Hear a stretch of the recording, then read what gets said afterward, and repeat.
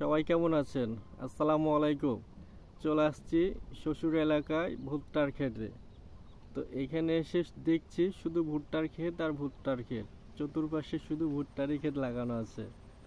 তো চলে আসলাম বিকেল সময় যে একটা ভিডিও করে আপনাদের সাথে শেয়ার করি যে এই সমস্ত জায়গাগুলো আসলে কতটা ভালো লাগে। আপনারা মানে এই সমস্ত জায়গায় যদি না আসেন মানে বুঝতে পারবেন না যে আসলে মানে কতটা ভিতরে ভালো লাগে কাজ করে। চতুর্পাশে শুধু ভুট্টার গাছ আর ভুট্টার গাছ। হ্যাঁ, আর বিকালের পরিবেশটা তো মাশাআল্লাহ খুব ভালো লাগছে।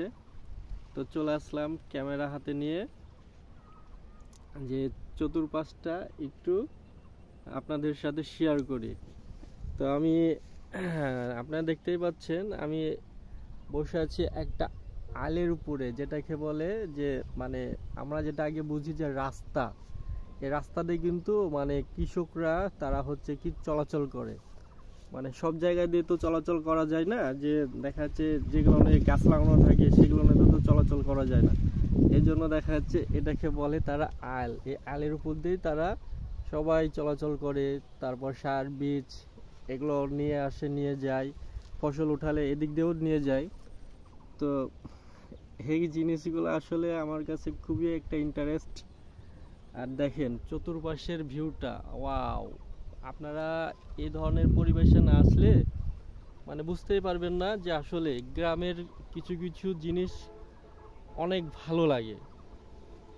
আপনারা দেখতেই পাচ্ছেন যে এই যে মিডিলে দুইটা দেখা যাচ্ছে তাল গাছ, তার নিচখানে দেখতে পাচ্ছেন যে অনেক বড় বড় কিছু ভুট্টা গাছ।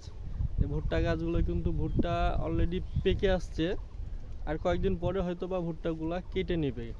কেটে নেওয়ার পরে তারপর আরও কিছু প্রসেস থাকে, সেগুলো করার পরে কিন্তু তারা বিক্রি করে দিবে। তো চতুর্পাশটা আপনাদেরকে একটু ঘুরে দেখি যে কেমন দেখায়। এই তো আপনারা দেখতেই পাচ্ছেন, ওয়াও!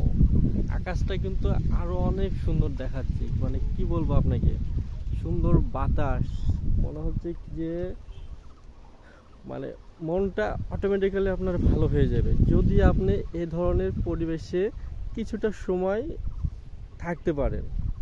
এই যে এগুলো না দেখছেন যে এগুলো হচ্ছে আসলে ছোট ছোট ভুট্টা গাছ।